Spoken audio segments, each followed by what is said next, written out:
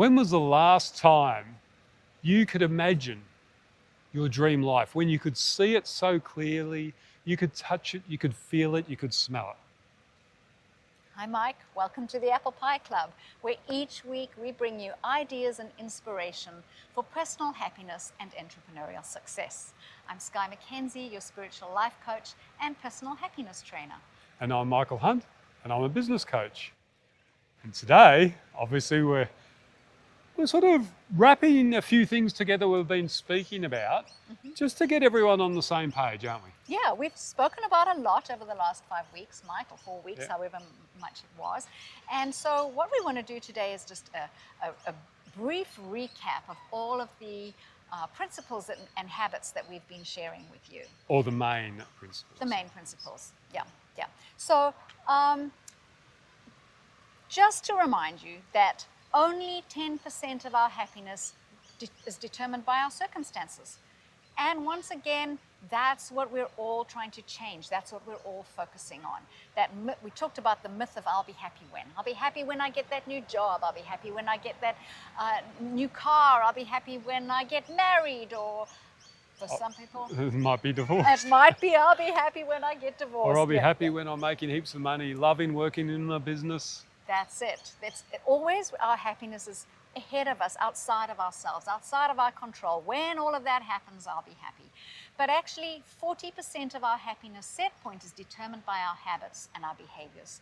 And so that's what we've been doing on this podcast and will continue to do, help people to develop new behaviors and new habits by building muscle memory. and really, I guess, the way we have great habits and behaviors is we're going to be very, very clear on what is that perfect life. What is that business? What is that career? What is that work? What are we doing on a day-to-day basis? Are we exercising in the morning? Are we going to work and loving it? Are we, what is that beautiful thing? Dream life. We can't the have dream the life. Dream life. And we can't have a dream life unless we first dream it. It's funny that, isn't it? It's like, oh, I'm living my dream. What's your dream? I don't know. So that doesn't work, does it? I'm living my dream. What's your dream? And then if you can explain it very clearly, it's obviously a lot easier to have habits that support the dream life. So it's really important, isn't it? That's right. If you can dream it, if you can imagine it, you can have it. Absolutely. I love that.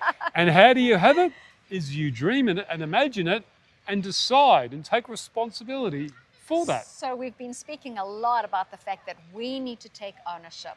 We need to decide what kind of life it is that we want, what kind of habits do we want, and where do we want our happiness set point to sit? Because Mike, I mentioned the other day that people would say to me, I've traveled all over the world teaching English.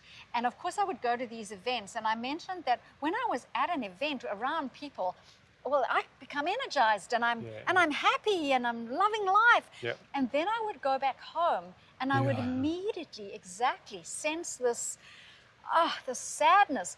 I didn't realize that what it was my happiness set point. I had a very low happiness set point. So I coined this phrase, which I hear now actually, but I didn't know it at the time. I coined it circumstantial depression, where I was depressed in my certain set of circumstances, but I could go out of those circumstances and I could feel happy and alive. But then when I would go back to those circumstances, that's where that depression came back in again. And I realized I had to start making choices. There's a wonderful phrase, you can't heal in the same environment that made you sick. I love that, and sometimes it's a very hard choice to make, but you need to make a choice to move out of that environment. It may not be permanently, but move out of that environment so that you could begin to heal. And I decided to go travel around the world and teach English. So I spent some time, every place I went to, I unraveled the layer of the onion to reveal more about my life and my childhood and my this happiness set point, and then started to build on these habits so that now it's completely the opposite. Now I'll have moments where my brain will remember, oh, actually you're supposed to be sad.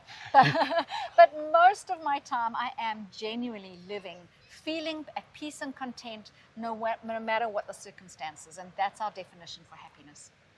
I love that. And I guess it's probably why we do this together, because we're very similar in that way, is because I too found that, there was times, or there are times, where I don't feel so good. But the rest of the time when I'm doing what I love, like podcasts and the beautiful Noosa River, for those people who are just listening to us, you might hear a bit of background noise, so I apologise for that. But if you're looking at Facebook, hopefully you get some inspiration. We love being here and doing it here because that's what makes us happy. So it's a habit. We made that decision. As an example, we said, well, where are we going to do these podcasts? Are we going to sit in a studio room? And we said, well, where would we love doing it? Look at where we live. Look at where we live. Outside? Why wouldn't we be outside? So we get a bit of noise, maybe a bit of car driving past, or a seagull, or a kid screaming. We had that the other episode. But that's okay. And we're at peace with that. And something we spoke about, I think, last episode or the episode before, accepting our situation and our circumstances. But back to the point, I know that in certain situations, I can feel that little bit of a black dog as well. And what I've worked out, and I've shared this before, is I like to be busy, but a focused busy. And we're going to be talking about that in future episodes, because when we're focused on what we're doing, what we love, that's why I love working with entrepreneurs who are doing what they love and helping the world and making a positive impact, because they're lit up. Exactly. They're fired up because they're doing what they love. Yes. Some of them are the struggling artists type, it's hard to make a money sometimes, and that's where I like helping people. But, it can be tough. But they're so happy. They might be struggling to pay the rent. Hopefully after I've working with them, they don't. But they might be struggling with certain things, but they're doing what they love. Yeah, well, you see, Howard Thurman once said, don't ask what the world needs, find out what makes you happy and go do it, because what the world needs is people who are happy. So people who are doing what they love. So that's exactly right. Find out what it is. We've spoken about this before. Your happy life might look different to my happy life, but find out what makes you happy and make those choices that are congruent with your soul, with your spirit, because it's when you step out of that congruency, you try to be pleasing other people. Yeah, that's right. That's when actually life just goes horribly wrong. You'll end up not pleasing them. It's a different mindset, isn't it? It's rather than thinking, what can I do to make all these people happy? If you make yourself happy, so we have to get this right, because it's so important. Yeah. If you're making yourself happy and you're doing what you love doing, like making podcasts on Noosa River, that then is exciting to me, and hopefully translates and helps someone else who looks at that. Oh, that looks exciting. Maybe I should go and do something that I'm excited about. That's right. And that's how we make a positive impact, isn't it? That's it. Mike, the World Health Organization has declared that by 2030, which is only 5 years away, depression will be the global disease of the day. Yeah. You can already see it now, can't you? So the problem is that they are gearing up to provide health workers for this pandemic. That's a Band-Aid situation. Yeah. What we're doing here is helping people, giving them habits, understandings, hopefully insight, so that as individuals we can take responsibility for our own happiness and not be one of those people who in 2030, and we have to ask ourselves, what is going on in our world that depression has overtaken heart attacks from stress? Okay, stressed out heart attacks is the number one disease at the moment. What has gone on in our world to cause depression to be the number one disease in 5 years' time? Yeah, and I know a lot of people talk about cost of living and, doing it tough and all that. Well, interestingly, I spoke to a friend the other day who's Canadian Australian, who's coming back to Australia to live, and she actually looked at New Zealand, Canada and Australia, and she said Australia, from a cost of living perspective, is a much better place to live than Canada or New Zealand. And she looked at actually some other countries as well. She said, you know what, you've actually got it pretty good. And I think a lot of and this is only my personal opinion and I can't prove it, but I think a lot of it is this rhetoric. People say, oh, cost of living pressures, this and that, and I get it, right? And I get it, right? And I'm not saying it's easy or anything like that, but as we've spoken about it, only 10% is your circumstance. That's right. So even if you are struggling to pay the bills and all that, if we take the right attitude and we take responsibility like we've spoken about, it's, well, look, I might be struggling to pay the bills, but it's my job to accept what I'm like. Take responsibility of of what I'm going to do about this. And not blame, shame, and complain. Not blame, shame, or complain. Very good, thank you. Another little reminder. And look at it rather than doing that, look at what can I do about the situation. Yeah, yeah. Now, it doesn't cost much to go for a walk along the beach. That's right, Mike. Or go for a swim. That's right. Or whatever. So I personally think, getting back to my point, is a lot of us are so fixated on the internet and social media and the news and all this stuff. Comparison. We compare ourselves. Yes, that's exactly right. And we were talking about that a couple of episodes ago. They're so got their head around comparing themselves with everyone else. I should be like them. I should earn the same amount of money as them. I'm not like them. Rather than, as we've spoken about, saying, okay, that's okay. That's where I'm at. Yeah. That's my situation. I'm enough. Acceptance. I'm acceptance. I might be struggling a bit financially, but I've got a roof over my head, or you don't and you're in a tent, but that's accepting it, right? Well, the wonderful thing about acceptance is acceptance doesn't mean that we then have to stay there. No, it means that that's the foundation for moving forward. And we look at solutions. That's right. Yeah, I'm very solution focused, and I've seen that after coaching for more than 10 years. At the end of the day, most people who come to me say, I've got this terrible situation, help, and da. And I'm always, like we came back at the beginning of the thing, what is the dream? What's the perfect life? What are you trying to get to? And often they're like, I can tell you what I don't want. Yeah. I don't want this situation that I'm in now, but what do you want? Oh. And I'm like, well, how do you know? How can you get out of where you are if you don't dream about what the future is? Exactly. Isn't it? And how can you have that dream if you don't dream it? And until you dream it, you can't ask yourself, how do I make that dream a reality? Yes. This morning I was thinking as I woke up, what was going on in my mind is that beautiful movie. If you build it, if we build it, they will come. They will come, yeah. And it's that the same principle. No matter what it is, start building your life of happiness, and your dreams will come. And I like what you said. You don't have to accept that that's going to be permanent. No, you can not at accept all. your situation. And I might have shared this experience before, but when I left the corporate world and I was in IT and project management and the phone was ringing all the nights, and it was great from a challenge perspective. I love the challenge, but after hours, you don't want that happening. And I looked at it and suddenly thought, well, what else would I be doing? You know what I mean? And that was sort of the turning point. But once I started dreaming my better life, once I started thinking about it and dreaming about it and imagining it, then I finally, what happened is I actually decided. I said, actually, and I looked at, logistics and age of kids and my mortgage and, all the stuff that you have to be practical about these things. Yes. And it actually took me from the time I decided to leave the corporate world to when I actually left. That was a 4-year period. Wow. So it took me 4 years because of the age of kids and how much I owed on the house and all the stuff. But because I planned it 4 years in advance, by the time I walked out, it was easy. Yeah. There was nothing I had to do. It was just sort of like, I call it follow the bouncing ball. Yes. You're Exactly. just following the process. Yeah. You're just going, right, what do I need to do? What's the solution? I like that.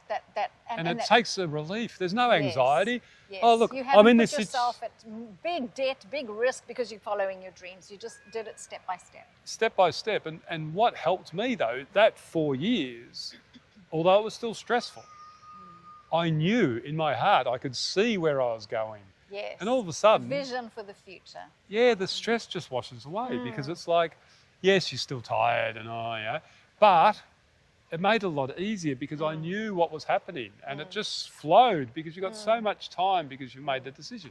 Yeah. So it's so important Yeah. to have that dream. Yeah, absolutely. I like that, Mike. I really like that. Yeah. So let's recap our happiness habits, shall we? Let's do that. Okay. And as a happiness trainer, and we learned you've also did your diploma in I have a Bachelor of Theology. Bachelor of Theology, happiness trainer, and a bunch of other training she's done, which we'll talk about. But you've had a lot of experience on all this sort of stuff. So sometimes when we recap the principles, I look to Skye for that. That's okay. So first of all, focus on the solution. So the number one key really, or principal habit, that's what it is, to take responsibility for our circumstances, which remember is only 10% of our happiness, is to focus on the solution. There's always a solution. Yeah. 95% of the things that we worry about will never happen. That's scientific research. Yeah, 95% of the things that we worry about will never happen. And only for that 5% that does, most of it we're equipped to handle, or we know somebody who can help us handle that. Yeah. So it's not as bad as we think. No, we have 60,000 thoughts going through our mind each day. And do you know that 95% of those thoughts are the same thoughts we had yesterday and the day before that and the day before that? And 80% of those are negative thoughts. We call them ANTs, automatic negative thoughts. Our minds have been trained. We have this what's called a negativity bias. Our minds have been trained to be negative, and there was a purpose for that. It's come through our DNA, exactly. Stay alive. Stay alive, exactly right. Yeah, stay alive. So if the tiger's out there, we need to be aware so that we stay alive. Always looking for danger. Always all looking the time. for danger. But we don't live in that same environment anymore. And so we have to train our brain to now look for the positive, to now look for the good. And that's another happiness habit, actually, which we'll come to further on. But Mike, we can live with these automatic negative thoughts 24/7, because that's what our brains are trained to do. Or we can decide to take responsibility. And initially, it might be difficult, like learning to ride a bike or learning to surf, or all these new skills that one decides to learn. Initially, it's hard. It is hard. But as we get more practice, we get better at it. But I just want to say something about that. It's hard when you can dream and you can see what you're aiming for.